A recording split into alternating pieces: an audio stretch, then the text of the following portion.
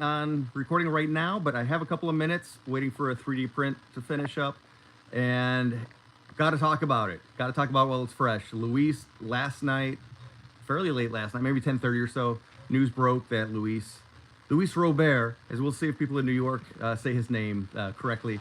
Um, Luis was traded to the Mets. We swapped out a Luis for a Luis Angel, Luis Angel Acuna.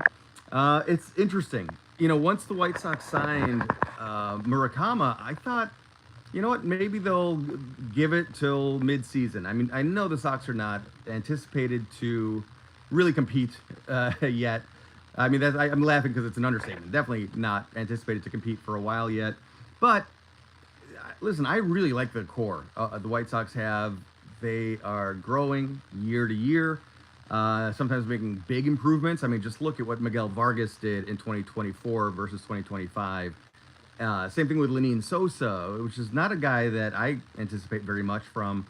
But yeah, they made huge strides. And then you got guys like Chase Meidroth. There's big question marks, but also reason for optimism when it comes to the pitching. Sean Burke, Jonathan Cannon, these are young guys that had uneven seasons. Will they take the next step? I'm a big believer in Davis Martin. I like him a lot. He's not exactly Dylan Cease or anything as far as being lights out, but he's a very solid pitcher. And then Shane Smith, I still don't fully know what to believe and what's the real him. But obviously, there's something there, right? He's at the very least a middle of the pack guy. Maybe he's an all-star year in, year out. Time will tell on that one. But anyway, so yeah, I was kind of thinking the White Sox, maybe they would just give it half a season to see what this team really is, and then hopefully also Luis would generate some trade value. He would stay healthy and he would be good and be the way he was a couple of years ago when he was an all-star, a Silver Slugger, a Gold Glover. But I think the trade market was just too hot. The hot stove got too hot once Kyle Tucker signed and Bo Bichette went to Philly and not Toronto. I'm guessing a lot of GMs were calling Chris Getz to see what would it take to get Luis. And unfortunately, I think one of the things that was a sticking point was covering all of the money. And I'm sure some people didn't want to do that. But even so, you look at what these guys are getting on the free agent market. To get Luis for 1 year, $20 million, it's nothing in comparison to what these other deals are going for. So he was able to get Steve Cohen to pony up all the dough and send over a former top prospect in Luis Angel Acuna. I need to learn a lot more about him before I can really be excited one way or the other. But at least it seems like, and when I saw it at first, I thought, oh my God, another infielder. We have so many infielders, but he does have experience in center field. So he might step right into being an outfielder. We definitely need more outfield depth. We need more pitching depth. But yeah, is Luis going to be the guy? I'm not sure. And by the way, hello there. I see somebody saying hello. Yeah, this is going to be a very quick video, but I did want to put something up right away. We're going to have to go back into our videos and do the 5-year projection. I always love updating those when we have significant moves, and this does not get much bigger. And yes, we're talking about Luis Robert, oftentimes Luis Robert, who just got traded over to the Mets last night.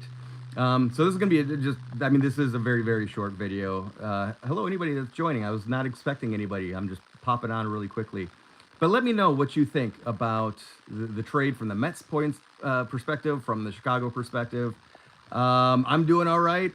Luis was kind of like the last surviving member of the pandemic White Sox that made it to the playoffs in 2020. And man, they were such an exciting team, and they all fell apart in different ways. So really weird that I think Luis leaving Chicago kind of officially closes a chapter on that team. New generation is here, and Luis Angel Acuna is part of that, apparently. We'll see what happens. There's a lottery ticket thrown in, a pitcher whose name escapes me right now. He was only a single-A guy and not somebody that was one of the top 30 Mets prospects. So Ellie likes the Marlins. I like the Marlins, too. I'm actually broadcasting from Wisconsin right now, and Beloit has one of their minor league teams. I have not gone out to see them play, but I really do. The Sky Carp. The Beloit Sky Carp is a single-A or double-A team for the Marlins. I would love to go out and see them. Do I fix stuff? Not really. Only out of necessity. We got a little 3D printer job that was finishing up down here. So I was just killing some time before I got the next batch started up. But thank you, everybody that's tuning in. I'm going to jump out of here. This was just a really quick video, but absolutely leave comments. Let me know who you like to watch, your baseball teams. I love talking baseball, even in the middle of winter when there's nothing going on at all. I'm from Chicago, so the Bears are out, so I am just counting down the days of spring training.